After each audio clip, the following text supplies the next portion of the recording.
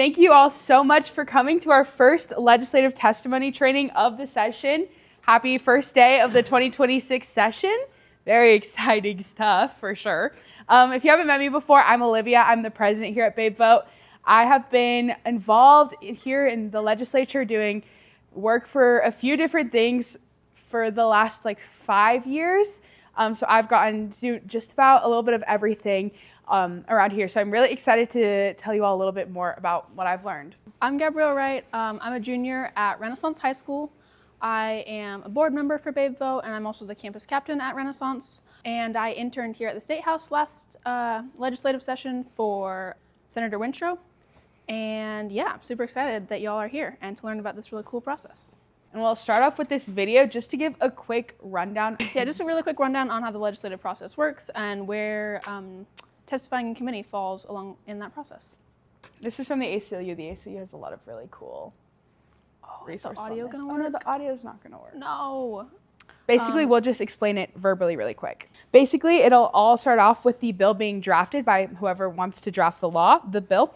And then once that bill's drafted, they'll submit it and they'll assign that to a legislative committee. So there's a bunch of committees on both the House side and the Senate side. So there's agriculture and commerce, there's judiciary and rules, there's state affairs, which is usually where the hot button issues go through. We have a transportation committee. Yeah, all that good stuff. So there's just a bunch of different committees that have already been decided. So the bill will go to those committees, and then the committee will vote on if it should get a hearing, which they call the first reading. If they decide, they vote and they don't want it to be heard, then they'll vote no, and it'll die right there. If they do vote that it should go through, then that's just them voting to say that it should get a hearing. And that's just basically saying eventually this will be heard in this committee. And sometimes you can get tea from insiders in the Capitol on when that'll be heard, if it is going to be heard. But otherwise, you don't really find out or they don't have to tell you until the night before, 9 p.m. before I've gotten to see when these bills are going to be heard in committee. So you just have to kind of stay vigilant, and we'll talk about how to track all of that. And then with that, then there's going to be a hearing. And this hearing, again, once that's been voted through and we know when it's happening, that hearing is when there will be an opportunity to give public testimony. And that's what we'll be talking about today. So that happens in committee. And then again, so that'll just be on an agenda of other bills that they're going to hear in committee. So there's not really a guarantee that the bill that you're going to want to talk about is going to be heard actually, but you got to show up anyways and hope for the best. And then there's also no guarantee then if you sign up that your testimony will actually get a chance to be heard. And then after all of that testimony, all of that stuff that goes, they're, kind of talking amongst themselves and debating. Then they'll vote on whether or not it should be heard on the floor, so in the chamber with all of the House. And then it'll go to the floor, they vote on it there, and then it'll go to the other House where that process all happens again. And then if it passes through all of that, it passes on the floor, then it goes to Governor Little to be signed into law or vetoed. So now we'll just talk about what testimony is, if you haven't really heard about it before, if you haven't done it before. Testimony is individuals, organizations, or lobbyists, or any other kind of entity that come and provide professional or personal information on why a proposed bill should or shouldn't be passed. So it's really one of the most democratic, direct democracy processes that we still have, because you're talking directly to lawmakers who have a lot of influence over whether or not this bill moves on. Besides just the fact that it's such a great opportunity to, practice your right in direct democracy, it's really important because it means that not only are they hearing from you, but if and perhaps when we sue the government because a law may not be constitutional is one of the main reasons that you'll sue the government about a law. Every single written testimony, spoken testimony will be on record, and it looks really bad if they're able to pull up all of the testimony from this particular legislation and 90% of it was in opposition and the committee still passed it, right? Or legislators still voted yes for it. So because of this, it's really important that even if you don't think these legislators are going to listen to you or you think they've already made up their mind, which frequently they have, it's really important to get everything on the record so that we can show exactly what the constituents and stakeholders in these issues really do care about. So with that, there's a few ways to testify and make sure that legislators are hearing from you. The first way is through written testimony, which you can do here on the website. As you can see, this is just a screenshot of the Idaho legislature website. So you can do a written testimony where it's exactly what it sounds like, just write out what you might say. I usually like to keep these short because that is a higher likelihood that they'll read the whole thing. Keep it short and sweet and punchy. And then there's also spoken testimony, which is what you'll hear about most, which we'll talk about a lot today. You can also do this if you're not in Boise. You can do this online. You can they'll Zoom you in. Yeah, so that's an important way. And then there's also a way to just check if you support or you're against the bill. You can just check yes or no, which again is just a good way to get things on the record. Yeah. And I get a lot of people asking me how to do that. We're going to watch a video that's how to actually register to testify, because it is such a unfortunately complicated process on the state website. But when they show you this screen, which is going to eventually be in the video, one of those check boxes is literally, it says for or against. You get to type your name, your district where you live, and you can literally check I'm against this bill or I'm for this bill.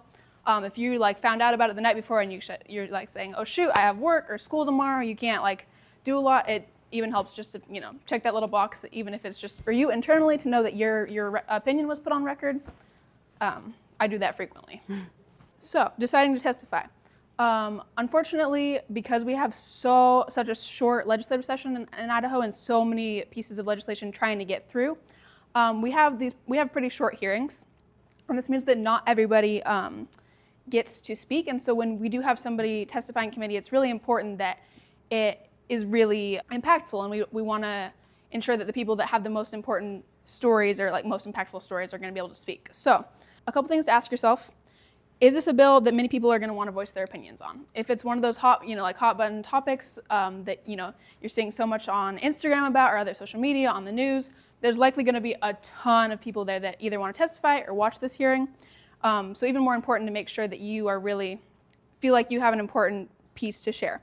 And then the second thing is it a unique perspective? Are you somebody that has a unique story to share with this or has been affected uniquely that would be really important for a legislator to hear exactly how this bill may help you or this legislation may impact you if it is passed? And then finally, could you be taking time away from someone with a closer connection to the issue? So again, we just want to be really effective with this time as a community so that we really can get our voices heard. And if you go through these questions and you're saying, yes, this is a unique perspective, I do think it'll be valuable, great, sign up. We love to see you there. If you're thinking maybe not, maybe I don't have a super personal connection, but I still feel really strongly about it, we'd love for you to type up your testimony, submit it in the written form because then it's on record, or just check the opposed or for the bill boxes on the state website. Unless it's a really niche bill, in which case, if no one's going to be there, it's great if you're there, even if you don't feel like you have the strongest connection. You're going to go to the State House website, and it looks like this. And if you press on the Senate button up here at the top, the Senate button up on the top on that ribbon, then you can go down to the committees box, and they're going to press on that.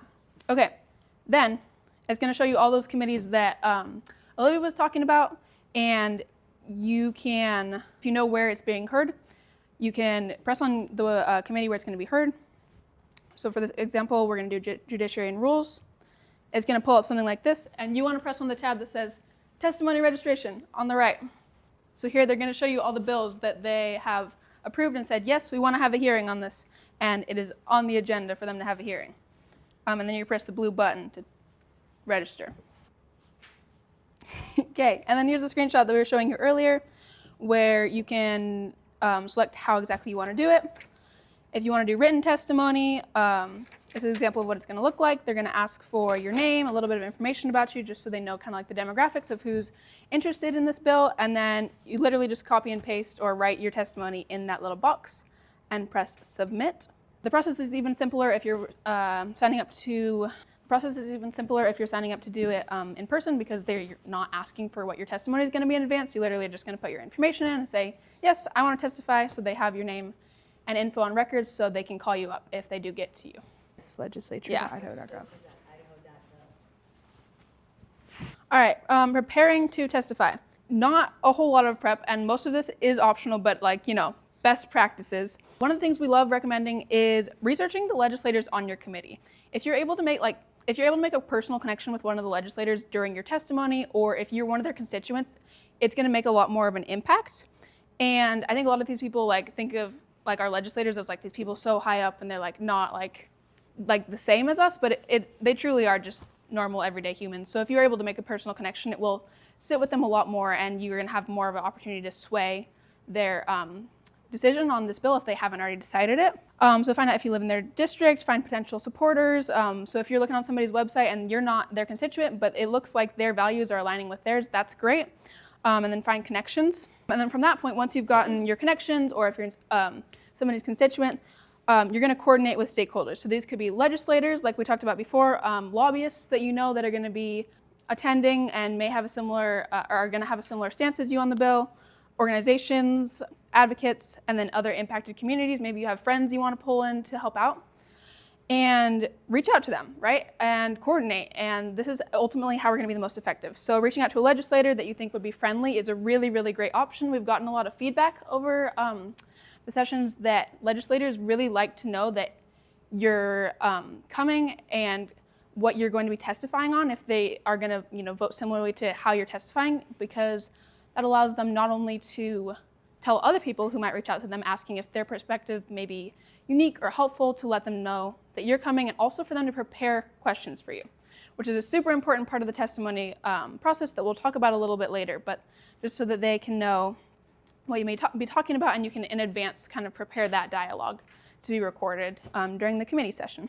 And then if you heard me talking about like the lobbyists and organizations and legislators, and you're going, I don't know how to talk to these people, I don't have those connections, we got you. That's what Babe Vote loves to do, is connect people to people in positions of power all over so that they can make an impact. And if you want to testify on a bill or want to get involved in some legislation and you don't know where to start, please feel free to reach out to us, email us, DM us. We would love to connect you if we have people we know. At the top, I said do your research, because I've sat through a lot of hearings that I was, thought I knew what I was about to testify on, but after, my very juvenile reading of the bill, that's really not what it was saying. So just make sure that you know the information about the bill so you don't say anything that's wrong during your testimony.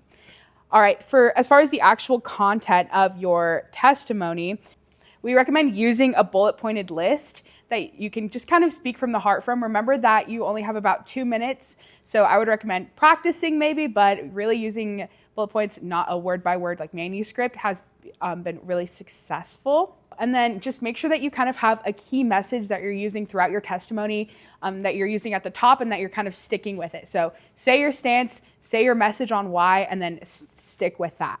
And then again, legislators like it if you keep it local, if you keep it related to them. They're most interested in how that issue is going to affect their constituents. So if you can stay on message with that, that will be really important. So link it back to yourself, link it back to your neighbors, link it back to your community. Again, this kind of goes back to that preparation that we were talking about before, but if you can coordinate with other groups, this can ensure that you are not just repeating the same things over and over again. While that's good to be persistent and again get that on the record of how many people this is affecting, there's strategic ways to go about it so that you're using the time most effectively, because again, you only have 2 minutes. With that, we recommend using basic, clear language, avoiding jargon. A lot of these legislators are older, so it's really good to be clear and precise on exactly what you want to say, which again also helps with that 2-minute limit. We also recommend using evidence from experts or personal experience.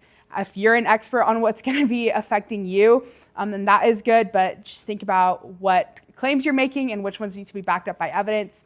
Again, for these testimonies, they usually focus on the actual language of the bill. That could be harmful. If you're like, look, we can sue you over this in a few months if you pass this. Sometimes they like to hear about that. Unintended impacts that they might not know, again, usually coming from the specific language in the bill, or personal impacts that they might also not understand is going to happen, or just your personal impacts in general are really effective and what are most common that you're going to hear during testifying.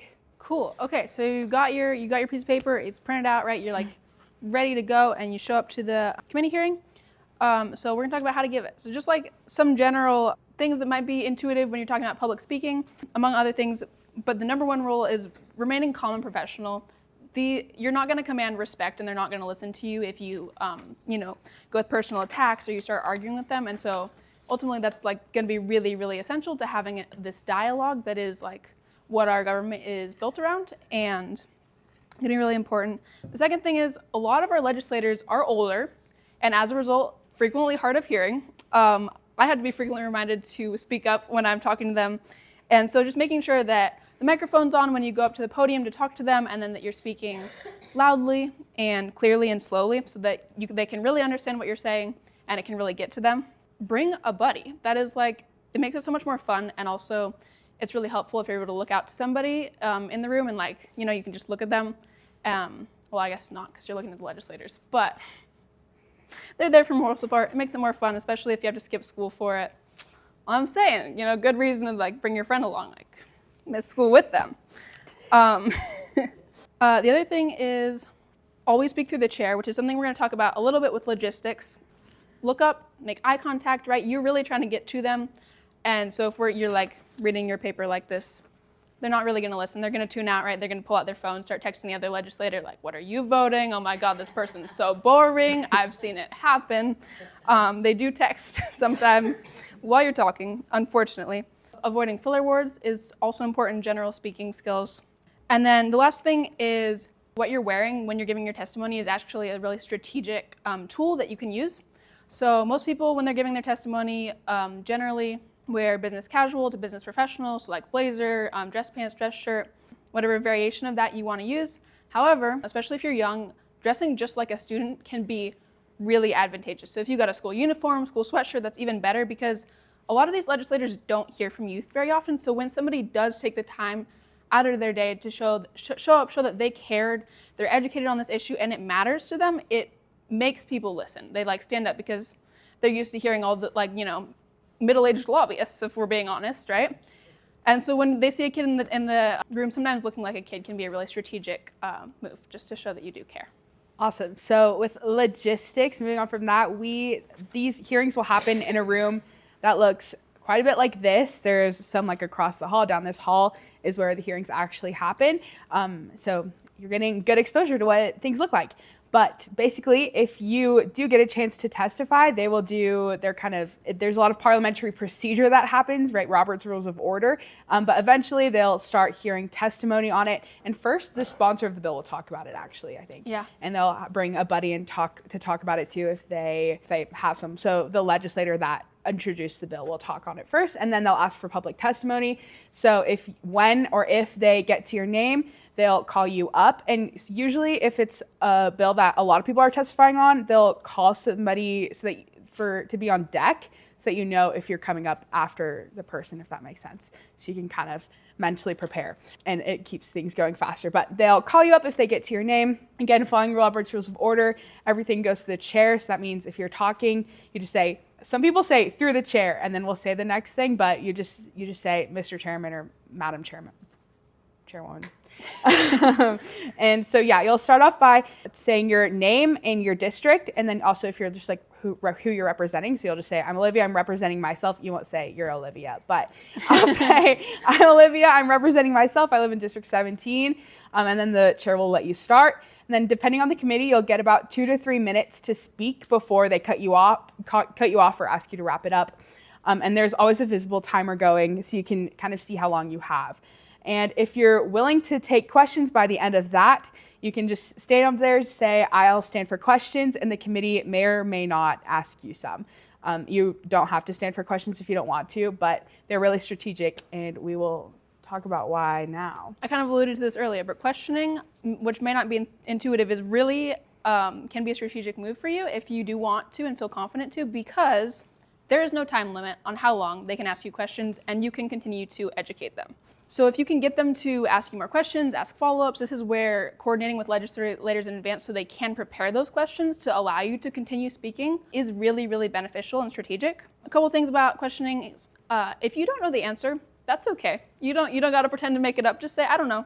And that's going to look a lot better. And also, there's lobbyists here to testify and give that really specific information. What you're mainly providing, or unless you are an expert on this subject, but what we expect you're providing is a personal story or a personal way that you will be impacted by this bill. And so that's okay to not know all that information. The other thing is, if they ask you something that's personal, that you don't feel comfortable responding to, or it's not related to the subject at hand, you do not have to answer. Even if you have said, I stand for questioning, answering is entirely optional. You can say something along the lines of like, that's personal, I don't feel comfortable answering that, or totally up to you. Don't feel pressured to if you're not comfortable. And then logistics. So this is where I talked about talking through the chair, which sounds strange, and if you watch a committee session for the very first time, you're gonna be like, what, why are there so many extra steps? What is happening? They're speaking in a different language. There are a lot of steps. So after being asked a question, a legislator will ask the chair for permission to ask you a question. If the chair says yes, the legislator is gonna ask you a question. You're gonna look to the chair for permission to answer the question. So you're gonna look to them. If they do give you permission, you're gonna thank them, say thank you, Mr. Chairman, thank you, Madam Chair. And then I typically like to thank the legislator as well as thank them for the question before responding. And then if they do want to ask a follow-up question, the process is still the same. They're going to ask it. You're going to get permission from the chair again to answer it, thank the chair, thank the legislator, and then continue answering. It's not like they're going to kick you out of the committee if you don't get it right. It's kind of a complicated, non-intuitive process, but they might remind you just to go through the chair, and it's decorum. Before we move on, I'd like to introduce Representative Monica Church in a second, who's from District 19 here in downtown Boise, who will give you a little bit more insight on what it's like from the legislator's side when we're talking about testimony. Well, thanks. I didn't know I was going to be speaking. I just was coming down to say hello, and I'm so glad that you're all here. I watched the presentation, and I don't have a lot to add. I think that Babe Vote has done a really good job of listening when we've had these events and kind of adding to what this testimony training looks like. So I represent District 19, which is from the Boise River up to Avamore. So the downtown area plus our foothills all the way to Harris Ranch. And I sit now on State Affairs, Ways and Means, that we just learned today. Local government, and what is my fourth one? Oh, resources and conservation. So I spend a lot of my time dealing with public lands issues and education issues, but I'm now on State Affairs, so that's where I'll be. But I'm here to answer any questions. Again, thank you so much for taking time out of your day to learn these things. Anything at all. I'm an open book, I'll tell you. Top 2 or 3 things not to do. Testimony? Yes. Well, number one, if you show up and you haven't gone through all of these kind of procedural motions and really worked with your legislators, if somebody ahead of you has already said basically what you're saying, don't do it again. Sometimes you got to have a little humility and say, you know what, that was what I was going to say, and I don't need to do it again. Or maybe have a backup for something that you might say, as well, to kind of build on the conversation rather than having the same conversation.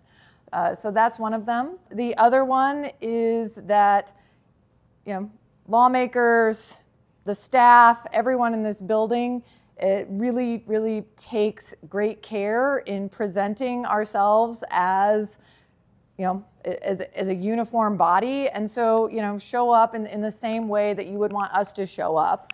And that means, are you dressed in a professional manner? Are you ready to engage in a conversation that could change lives? Are you, presenting Idaho in a way that is, forward thinking and that everyone is, understands who you are, but isn't distracted by you being too young or too old. I heard a lot about old people. I'm not that old. Look, there's Representative Egbert, District 17, also not that old. But yeah, just be thoughtful. Be thoughtful in what you're wearing. Well, okay, so that's for spoken testimony. I'm wondering for written testimony,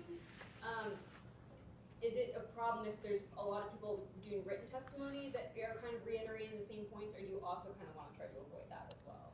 Well, you want to have the most unique reason for your reason to write and the most authentic.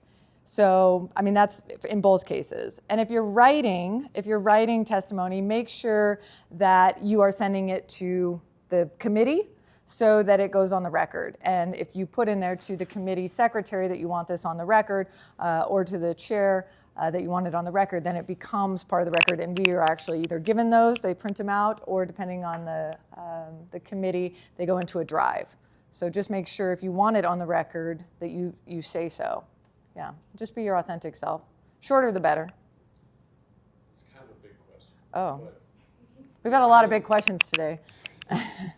why does a legislator vote yes or no on a bill? What are their motives? And like, who influences them? What powers influence them to vote a certain way? Well, I mean, every legislator is different. So, first your heart, and second your constituents. And then, from there you have strategic votes. And so, maybe you're voting yes to get it out of committee because you know that on the floor that it's going to be killed, and, through debate. Like, there's a lot of reasons that you wouldn't know about in a certain moment that could be part of the broader political strategy. But I would say that legislators should be voting based on their heart first, and their constituents, maybe even at the same level. So we're elected to represent, and so you really have to take that to heart. Now, we represent 55,000 people in very, very diverse districts. My district includes, it feels less diverse. I could probably walk it in a day, but everything from Avamore to Hidden Springs to Harris Ranch to downtown, so Timberline District, the Boise High District, all the way to the Capital District. And that feels big, but then you take District 8. District 8 goes from New Meadows, right, McCall, all the way to Stanley, Lowman, Mountain Home, all the way back around to Council. And so to represent all 55,000 people is difficult, so that's where your heart comes in. Oh, hi, Sam. Happy birthday. Thank you. What would you say to people who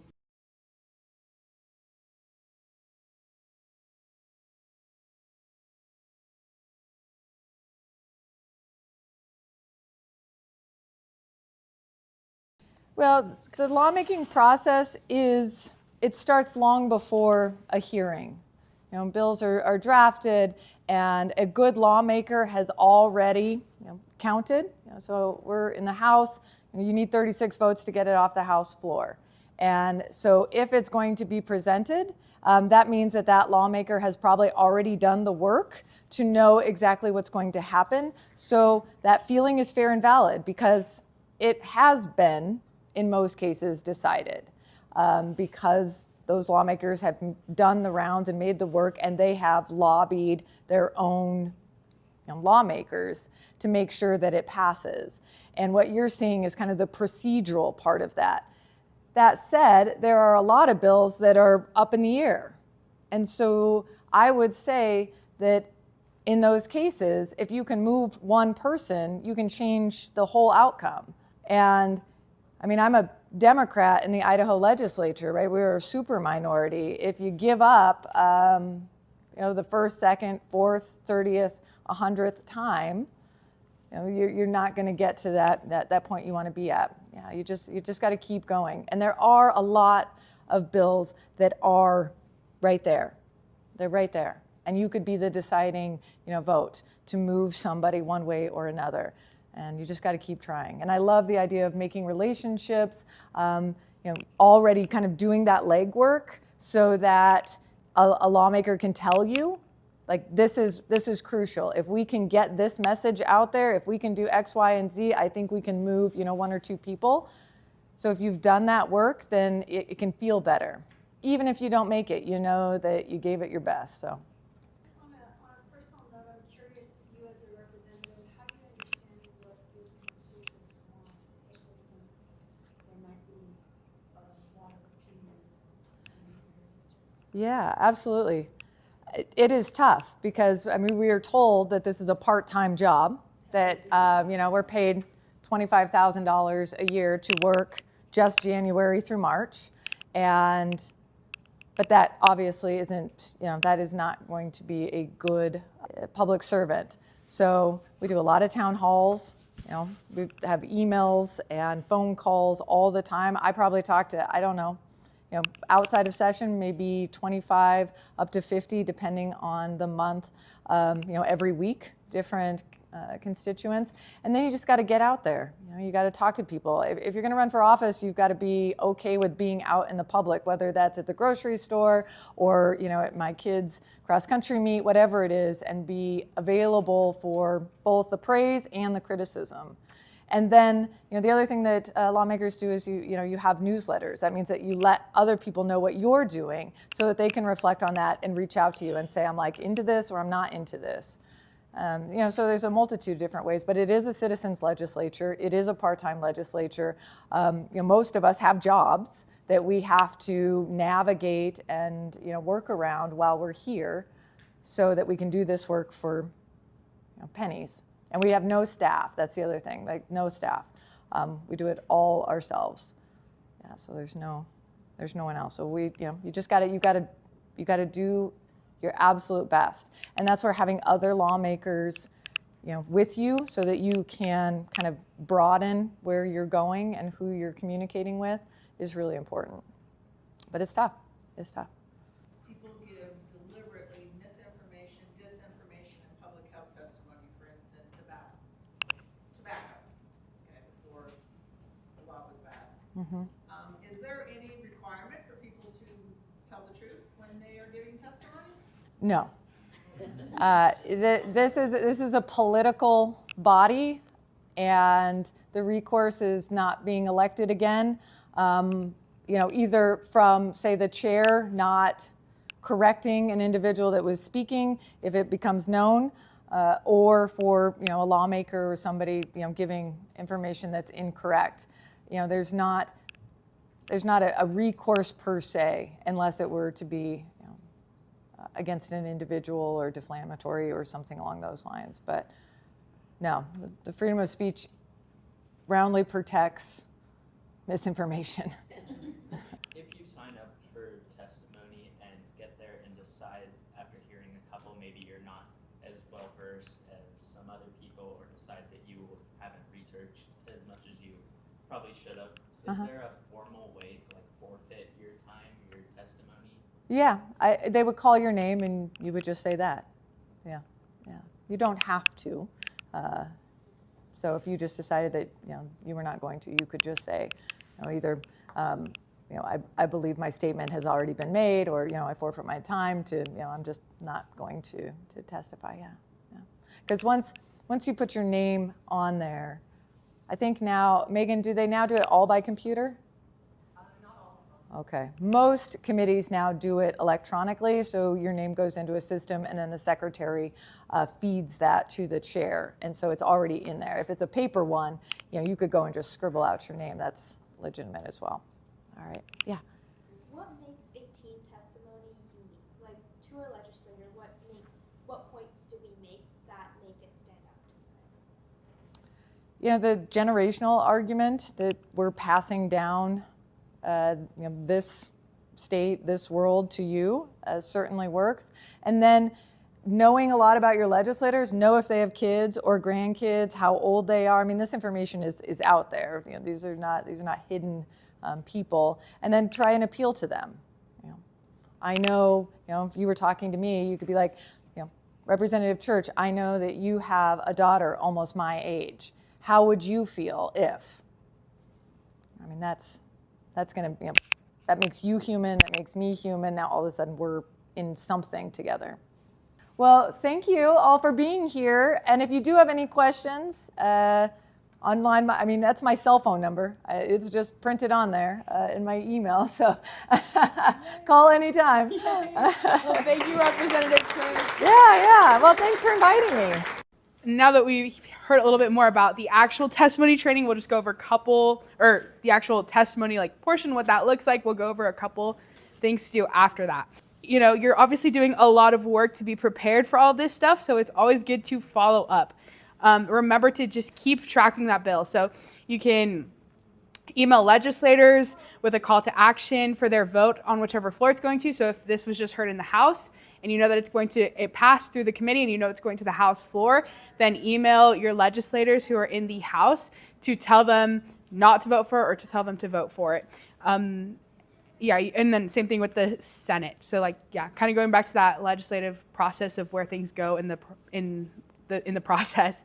And then you can also, get other people to email their legislators, make it a campaign, make it very public. You don't just have to email your own, you can email all of them if you wanted to. And then if it's going to be heard in the other house, so if, it started in the House of Representatives and you know that it's going to go to the Senate, then that, again, like I said, that process starts over again if it's passed on the floor. So you can gear up and get ready to testify on it on the Senate side, if that makes sense, because they're going to hold another public testimony eventually, but that process will start over again.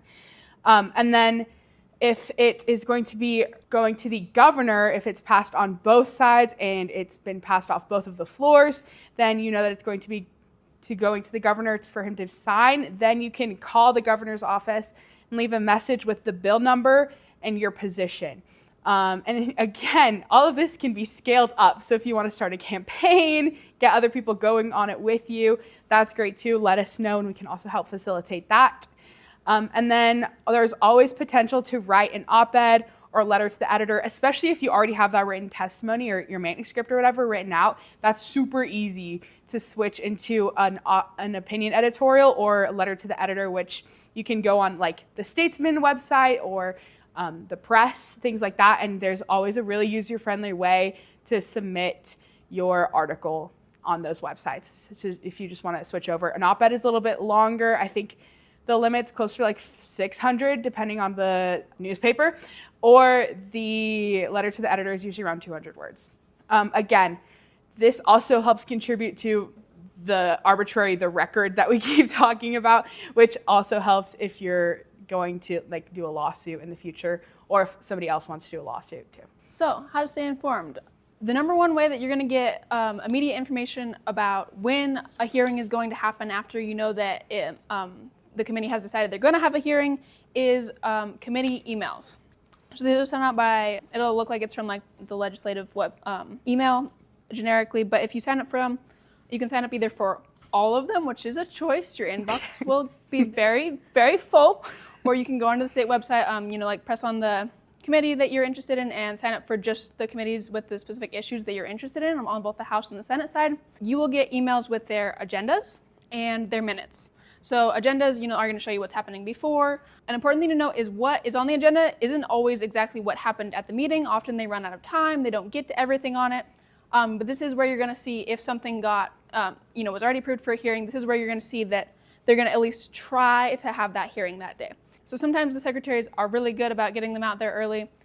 Sometimes not as much. Sometimes that's an intentional decision, unfortunately, by the lawmakers in an effort to reduce the amount of citizens there, which is really, really unfortunate. So if it's a little bit more of a niche bill and you don't know somebody or are following an organization that's actively tracking that bill, that's a really great way to see if the hearing is on their agenda. The other really good thing that you're going to get from these emails is their minutes and the recording of the meeting. The minutes come a little bit later, but the recording of the meeting will be available by the end of the day or the next day. So if you're just dying to know and the minutes haven't been updated, sometimes it takes a week or two, what happened to that bill and you can't find out and nobody's telling you, you can go through and watch the minutes. It takes a little bit, but you can put it on 2x speed.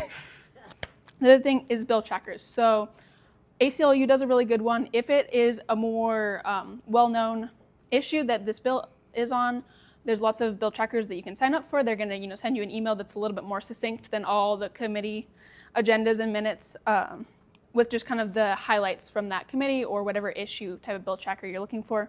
ACLU is a very general one that's focused, I think, a lot on human rights.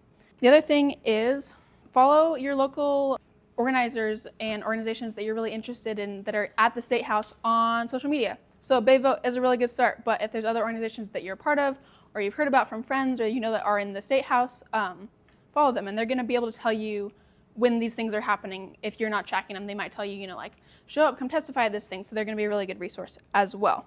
And then another really good one is legislators' newsletters, kind of like what Representative Church was talking about earlier. That's one of the main ways they communicate what they're doing and what's coming up and where they want to really push for citizens to show up. So legislators' newsletters is a really great way to also know what's happening in the State House and when a bill might be coming up. Subscribe to local newspapers. This is going to be a little bit more delayed, but a lot of our local newspapers do a really good job covering what's happening in the State House. If you're ever confused on what's going on with a bill at any point, please reach out to us. We'd love to help facilitate anything that you want to do in the State House. With that, you had some time to ask Representative Church, who's a lot more qualified than us, on questions. But if you have any more questions on any of this information, we're happy to take them. Yes, Ian? About how long of a heads up do we get, knowing if there's a bill coming up sometime this session we want to see? Is it email one night, hope you show up tomorrow morning, or? Yeah, well, as far as bills like being invented and written up, there's that first hearing that I was talking about. So like Gabrielle was referencing, there's like an archive of all of the committee hearings. So you can listen when they introduce the bill, and they won't read it, but then they'll have the link so that you can read it after the hearing. That's random and technical. I don't know why they do that. It's so messed up. But so they'll talk about it, and you can hear them talk about like the sponsor, so whoever wrote the bill will talk about it. So you can hear them talk about it so that you know that it's a bill that exists that you want to be taking action on. And then again, they'll be voting on whether or not to hear it in committee. Sometimes it's a couple days in advance, so that's where keeping up with those emails is important, but sometimes it's just like the night before. But it'll happen somewhere in between. If the committee meets on Mondays, Wednesdays, and Fridays, which is like a normal schedule, they'll do like, you can see on the website, but they do specific days of the week. If the hearing to do it was on Monday, their agenda will be out before Wednesday, if that makes sense. So it'll be like the night before Wednesday if it's really bad, but hopefully like Monday night or Tuesday. And Olivia mentioned this earlier, but if you can reach out to a legislator that you think might, be friendly or helpful, they can a lot of times tell you, if they do have insight on when the committee is planning to hear that bill in advance before it's public. Other thing for that is if you're a student, unfortunately they do happen during the day when school is happening. I try, it doesn't always work, I don't know, depending on how strict your parents are, but just like having a conversation with them at the beginning of the session, being like, hey, this is something that really matters to me, kind of explaining why, so that they're like mentally prepared. So when you come to them at like 10 p.m. the night before being like, can you call me out of school? Like, I'm going to go to the State House and testify. They like know what's happening, or, preface the week before. And if you get really in with the right people, you can get some excused absences for testifying, but you didn't hear that from me. hit up your gov teachers for sure. Yes, Hafsa. If you want to write an op-ed, do you just go to the website and write, or do you have to like go through the whole process? No, you can, I would recommend writing it out on like a Google Doc first and not writing it on the website. That's kind of freaky, but you can, literally anyone can write an op-ed or a letter to the editor. And if you want us to like help revise it, because, there's like things that make a good op-ed and things that don't make a great op-ed, we'd love to look it over for you, but anyone could write it, and I would encourage you to, yeah. I'm sorry. Also has a Substack, and we definitely take submissions from guest writers. Oh, that's fun. Nice. Submissions from guest writers. I love that. So feel free Get on this to Substack. reach out to Okay. us as well. That's great. Idaho 5051.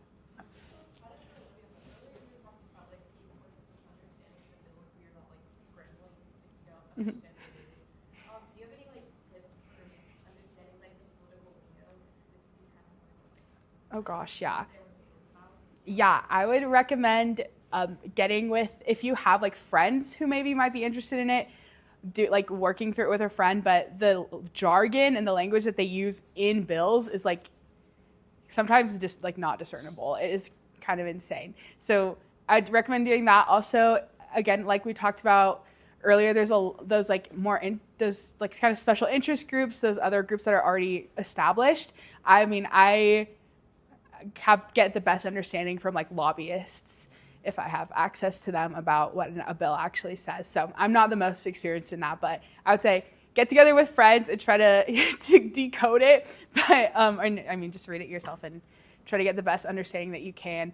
But it just takes sitting down and like really looking through it. If you really can't figure it out, Bayvote also can, email us, and we can, if we can't figure it out, we probably know somebody that knows something about it. We'd love to be the group of friends in question that you read it through, yeah. Is there still one committee that doesn't allow constituents under 18? Is that Barb Ehart's? Well, technically, I don't know how the rules carry over from session to session, but Representative Ed Hart never took that back. So technically, House Judiciary and Rules, if you're under 18, you technically need your parents to fill out a form. I've never tested the theory, but yes, because a few years ago, a couple legislators banned students from testifying in their legislative committees. I can't imagine why it had nothing to do with us. I can't imagine why. I think SCOG reversed that SCOG if did. you bring a note from Yes. the mom. Yes. But I don't think.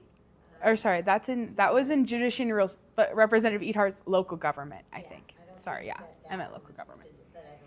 Yes, but I don't know if those rules still carry. That was a few years ago. Yeah, show up anyways, you can be there still. And even just seeing a young face in the crowd and caring, makes a Yeah, difference. just show up, especially. Try testifying and then they Yeah. ask you how old you are. I don't think that's a question when you register if you're 18 or I not. don't feel comfortable. Do it. Test your theory. Test your theory. The way that I got comfortable testifying was just showing up to hearings. So I'd recommend just showing up, being in the room, make sure that they know that you're watching them. You know what they're doing. Awesome. Well, thank you all so much for coming. We really appreciate you. And we hope to see you throughout the session. Hopefully we'll keep having workshops. If there's bills that come up that are especially pertinent to Babe Vote and we know that there's a lot of interest, we'll hopefully have workshops where we all write testimony together and we can be that group that strategizes. So we'll hope to see you. This is not the end. This is not the end of your commitment. All right. Well, thanks everyone. Get Thank home you. safe.